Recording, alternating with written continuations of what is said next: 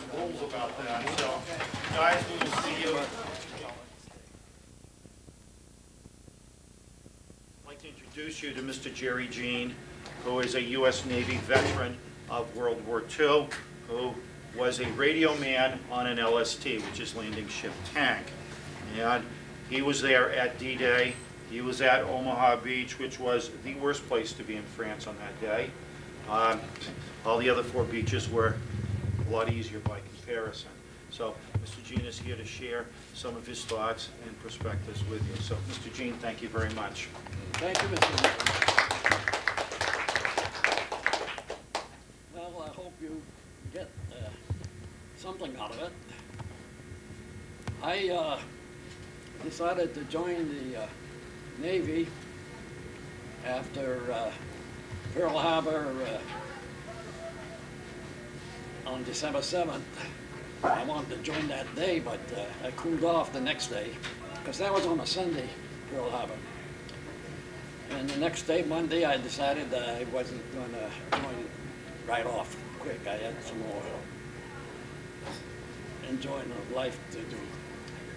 So I waited until September 2nd, or close to September, the following year, 1942. And I joined the Navy on my mother's birthday, September 2nd, 1942. I decided to join the Navy because my dad had been in the Army, World War I, and he had to sleep in foxholes, and that was in the mud, and they got gas, they got shell shocked, and all kinds of, so I decided the Navy, at least they got bunks that you can sleep in. You don't have to sleep in the dirt. So I was sent to boot camp in Rhode Island in September, October. Took my 8 weeks of boot camp training.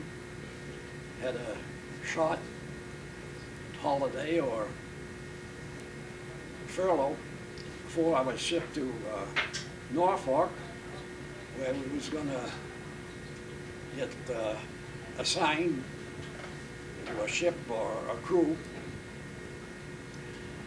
Someone came by and said, we're taking volunteers for a radio. Anybody interested in being a radio man, fall in over here.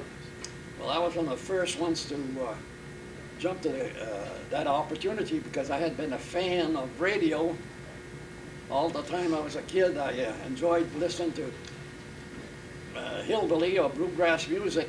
It was called hillbilly then, and country music, and I dreamed of being a DJ, but never did. But anyway, I wanted to get into radio, so I joined the radio. And of course it was for LCIs, which is a small boat, and you didn't have to have 8, 9 months of radio training like they did on the regular radio.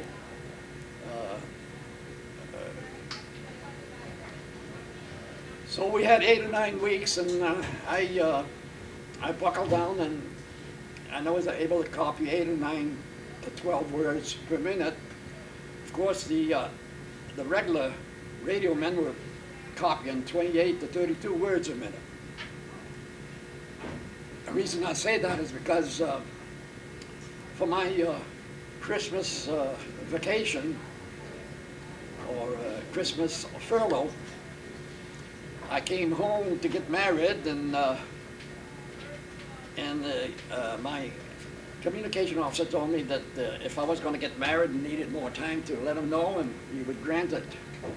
So I did send him a telegram, but I don't think he got it, and I never got the. But anyway, I went to AWOL because I took the extra time, and when I went back to Norfolk, I was AWOL, but the officer told me, he says, how come you didn't show up? He says, well, I was supposed to have an extension to get married, But he says, okay, well, did you get married? Yeah. All right, that's enough punishment for you, so go ahead. And he gave me a break. So I went to, so I had lost my crew for the LCIs because they went to Texas, Brownsville, Texas. But I was glad not to be on those LCIs because the experience I'd had before on the LCI while we were doing maneuvers on the Chesapeake Bay, they used an oil heater and that stunk and it was smoky and that wasn't good. That wasn't healthy. I got cough, cold, and I was glad to get out of there. But I was assigned instead to an LST, which is a much bigger ship. But the radio men on that ship were 8-9 months compared to my 8-9 months, and they were just regular seamen, and I was rated third-class petty officer. So that didn't fit too good with my buddies. I was in charge of them, and they knew more than I did. But I had a little age on them. They were only 18, 19, or maybe 20. I was 22 at the time. So anyway, I got into trouble, and they decided to send me some more schooling. So I got off that crew and did some practicing on taking code, and I got my code up to about 24 words a minute. Then they assigned me to another LST, and I was able to keep up with those boys. And we left Norfolk, went to Boston, Boston to Halifax, Nova Scotia, and from Nova Scotia to St. John's, New Brunswick. Then we started out across the ocean. Of course, we had a big LCT on board our ship, and the weather was real rough, and the rain and snow, all it did was freeze, and it made us heavier and heavier and heavier. So we had to go chip ice, so that that was our job until to keep the boat from being too heavy. Then we hit the storms, and we had waves 100 feet high. When you get up on top of the wave, we could see over, way over. Then when you get into the bottom of the wave, all you see is a wave in front of you and a wave behind you. And when the propeller, the screw, came out of the water on account of the wave, then you could hear the screw spinning fast. And then when the water wave caught up to it, it would bounce the ship, and we didn't know what was happening. So it was very nerve-wracking to put up with the ship bouncing in and out of those waves. Then somebody would open up a hatch, that's a door, and then they would sometimes bang close as the ship was rolling. And we thought, well, we got hit. No, it was just a hatch. So it was nerve-wracking. So it took us almost a month, 4 weeks, to get across the ocean. Now that's a picture of a LST. It's yeah, we was in New York. That's where we started. And we had an LCT. Smaller boat on there? Yeah, that LCT is on top of the deck there. When you have to launch them, they have a ballast where they take all the water off on one side and load it with water on the other side, so the ship will tilt. And then, well, the other way. And then you could slide that LCT right off, and it would slide off into the water, and that's how we launched them after we got to England. But we had to carry them from the United States, from this country to Europe. And when we got to Europe, it took us almost about 4 weeks, I think. We came down in between Ireland and Scotland. Then we went along the coast of England. We first hit, I think it was Falmouth and Weymouth Harbor and Southampton. And we did a lot of maneuvers while we was in England. That's from the month of February, March, April, May. We would practice landings, and we could see the English planes. They were fast. They were traveling. They were fast. They would go 400 or 500 miles an hour, I think. Yeah, that ship is when it was launched there. That's where it was launched in Evansville, Indiana. We had picked it up in Chicago. Well, we had gone to Chicago, picked it up in Evansville, came down to New Orleans, went along the Gulf, around Florida. And I noticed Florida, the sand was real white. It looked like snow almost, you know. And that's when we went up to Boston and on up. And then we got to England, and then we maneuvered all kinds of practices in the English Channel and the bays. Then the first part of June, they had no more communication. We couldn't get off the ship, so that we knew we was headed for England. So we were supposed to go there on the 5th, which was the day before D-Day. But they had postponed it another day because the weather was real rough. So we took our time going from England to France. And we got there on D-Day around noontime,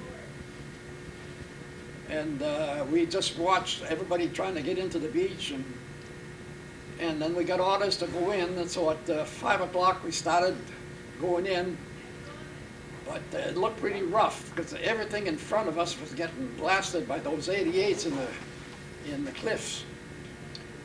And I saw one LCI get hit. And I saw one guy flying into the water, and we got to within less than a half a mile, about a quarter of a mile from the beach, when the destroyer, or destroyer escort, got in between us and the shore batteries. The 88s were in there, and he was pounding at those 88s. And he actually drew the fire away from us. Then we got orders to stop and head back out, because it was just suicide to try and get in. Especially with our cargo, we wouldn't have been able to bring it intact. So we anchored. They told us to anchor right there within a mile, or less than a mile, from the beach. And the rest of the convoy, 4,000 or 5,000 ships were out there, about 5 miles out. First thing I knew, we had a bunch of rhinos, that's platforms with those motors on them. We had 3 of them tied up alongside of us, and they were bringing the wounded, and first thing we knew, we had a bunch of doctors coming in, and they were operating on the deck of the ship, and we even had a German prisoner. And I could speak French. I tried speaking French to him, but he didn't understand that either. And English he couldn't understand, so he was German. So anyway, I left them alone and went up to the radio shack. And everybody in our crew's quarters, well, my bunk was a bloody mess. I couldn't use it until after we had gotten back to England, and I cleaned it up and put a new mattress and new linen on it.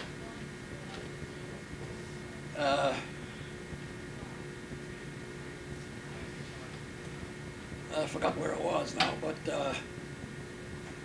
we stayed there for the night. And then, of course, in that part of the world, it's so far north that the days are real long and the nights are short.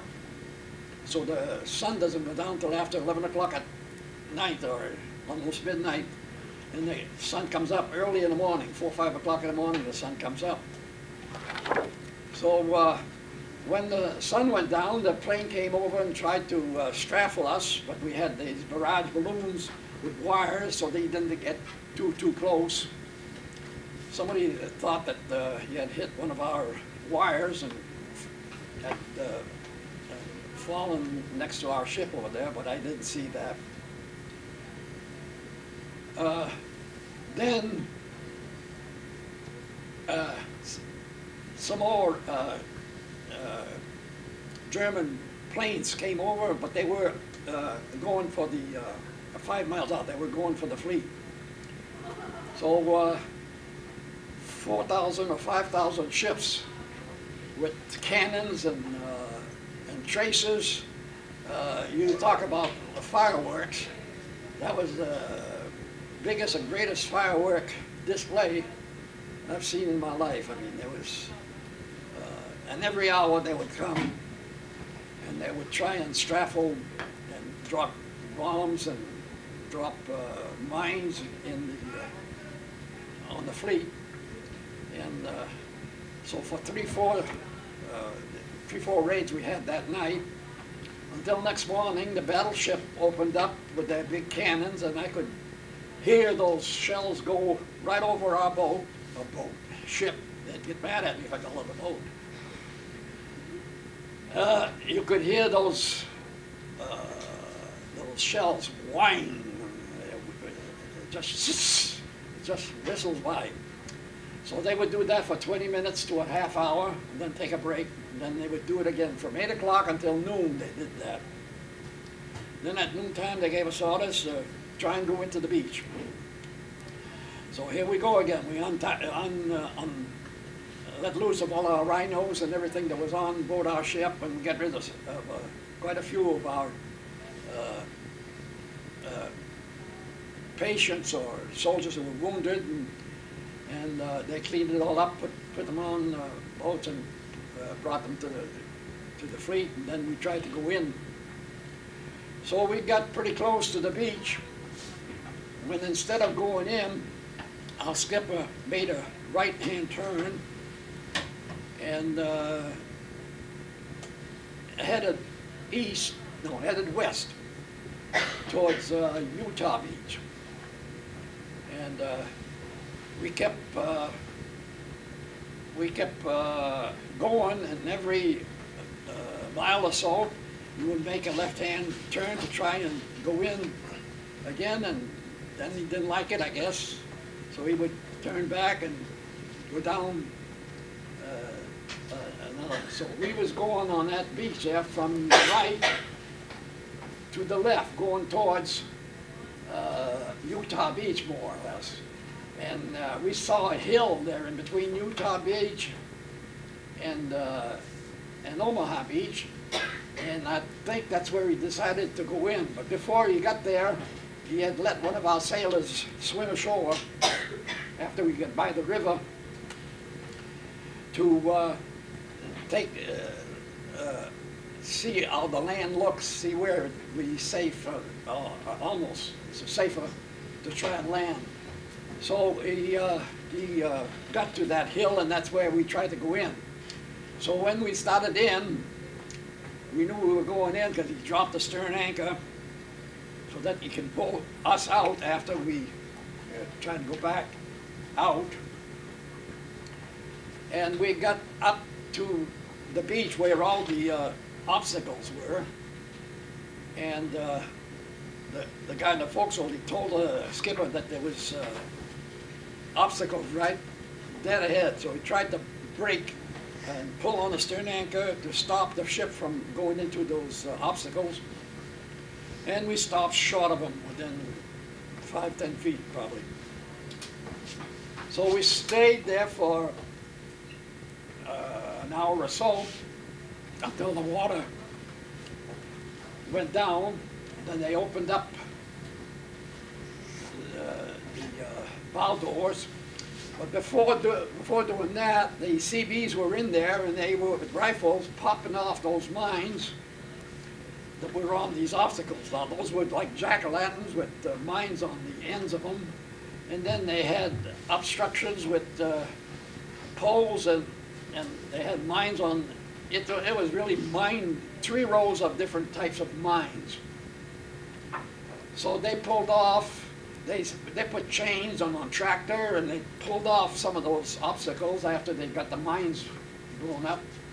So they made a path wide enough so they could put a iron steel mesh so that they could roll the tanks and the cannons off the beach without sinking into the sand and off the beach onto the hards. Because the sand over there is really soft and everything would sink right in. So we heard the rumor that 2 or 3 hours after that we had unloaded this load of 101 infantry, that they had stopped some tanks and had salvaged or saved them from coming and retaking the beach. Come about 6, 7 o'clock, 8 o'clock, it was time to try and get off the beach. Well, while we was on the beach, I even went out on the beach trying to find some shells, a souvenir of France. So I found 2, 3, 4 of them, then I started thinking if there's any, I could get shot at over there. I'd better get back on board ship. So I got back on board ship with my shells, and around 8 o'clock we started pulling on the stern anchor, and the propellers going in the backwards, trying to pull off the beach, but it wouldn't move. So we had to wait until almost 9 o'clock, 9:15, before the ship started floating enough so that it was able to pull off the beach. So we pulled off the beach, we turned around and headed back out towards the fleet, and we got congratulated by the admiralship and everybody there for being the first LSD to land our cargo intact. Because before that, only the small boats were able to get in. And so instead of waiting for the next day or everybody else to get rid of their cargo, we decided to go back to England. That is, the skipper decided to go back to England. So we had to go back on radar and radio watch on our own to keep contact with what was going on. And we headed to England and got another load and headed back for France. And this time we went to Omaha Beach, but it was altogether different than what we had seen the first time before, because they had sunk a lot of ships and barges to cut the undercurrent so the ships could be able to go in and out without being, I don't know, I wasn't the skipper, but that was what it looked like on the second trip in. So we unloaded our second trip in, went back out to England again, and loaded up again with another load and started back for France on our third trip, and we was trying to catch up to a convoy that was back on their second load. So we was on our third trip in, and we were trying to catch up with the second trip in. So we caught up with that second convoy about the middle of the channel, and so we secured our radar and radio, and I was able to go down and get some sleep. So I got into my bunk and slept, and then I noticed that around 20 minutes of 8 that the boys were having their breakfast, and I says, I need my sleep more than I need that food. So I just turned over and went back to sleep. Well, I just started nosing off when I felt my bunk go up. I knew we were hit, so I squeezed my life belt and got it inflated, so that at least they would find my body if it would float if I didn't come out of there alive. Then everything went dark and I could feel the water, and then I saw a little bit of light, and I thank God for still being alive. And then I started trying to see how I was going to get out of that hole, because the ship had, the deck, the floor had folded up, and I was in between the bulkhead, that's like a wall, and that's what saved me from the concussion. So I pulled on one of the cables, wire, big heavy cable, and that broke. I said I could have got electrocuted, so I grabbed another cable, tested it for shocks, no. And so I grabbed myself and pulled myself out of that hole, and then I came down onto what was left of that deck there, and then I could see a big hole. And I was figuring, how the heck you're gonna dive into that hole without hitting that propeller, the screws, when I saw a guy come in from the other side, from the other end, and he got to the edge of the thing, and he was much lower than I was. I was much higher. And I said, well, I guess I'll let him go first. So he dove in, and I was going to dive in to see if I could help him also, when another guy came from behind me, and he says, don't jump in, Gene. He says, there must be another way out of here. So we started going around and trying to get to where the doors were. But the doors were jammed, you couldn't open them. But some guys from the top side came down, and they helped us push, and we pulled, and they got the door open. So he went up that stairway, and I saw this guy, or this locker on top of this guy, and I said, oh, Jesus. So I says, I'm going to see if I can, you know, push that locker off of him. This is where you're supposed to get superhuman strength, you know. So I grabbed the locker, and oh my gosh, I only barely budged it. But then the boatswain's mate came in from the other side, and between the two of us, we pushed that locker off. He grabbed his shoulders, I grabbed his feet, legs, and we pulled him out of there. But then he threw him over his shoulder, and he started going up the sideways. And I says, I'm in my stocking feet, and I said, I'm going up the top side to see what the situation is before I get caught down here. So I went up top side, and I was greeted by my shipmate, the one that had gone up there. He was crying, telling the boys to go down and get me, that I was still down there. So I made it to the radio shack, and in these emergencies, I was trained to, you know, take all the confidential stuff and put it in a bag and give it to your skipper, captain. And so I grabbed all the secret material and then brought it to him, and he put it in this. But the ship didn't sink, and we got towed the rest of the way into France, where we unloaded. And then some ship fitters came over and welded some big plates where the ship was cracked so that it would stay together. And they towed us back to England. And then everybody got off except for the skeleton crew. The skeleton crew is one radio man, one signalman, one, you know, so 3/4 of our crew was left offshore. And I decided that I wasn't going to stay with the ship, and one of my radio men decided he wanted to stay with the ship. So he stayed with the ship, and the ship was taken and towed back to Brooklyn, New York, where it was cut. And they took the back end of another LST, and they welded them together and made another LST out of it. I got off in England and was sent to Tent City. Now, Tent City is where all the survivors and everything were sent. So we was in a tent, and I slept on a one of those bunks that cot, yeah. And I woke up around 6 o'clock that morning with a big bang.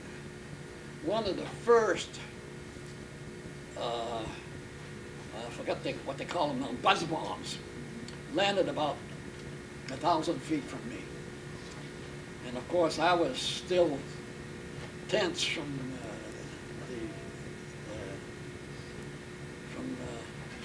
what I had been through. So I jumped out of my bunk that morning, and I saw several attacks of buzz bombs while I was there. One time I even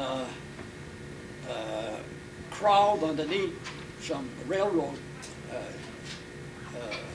the railroad yard, underneath some railroad cars. And I started thinking, those guys are after this, you know, these railroads. I'd better get out of here. I'm in the wrong place. So I got out of there and went into a shelter. And so I stayed there in England driving trucks. I was driving truck, and I was lugging those oxygen tanks from here to there.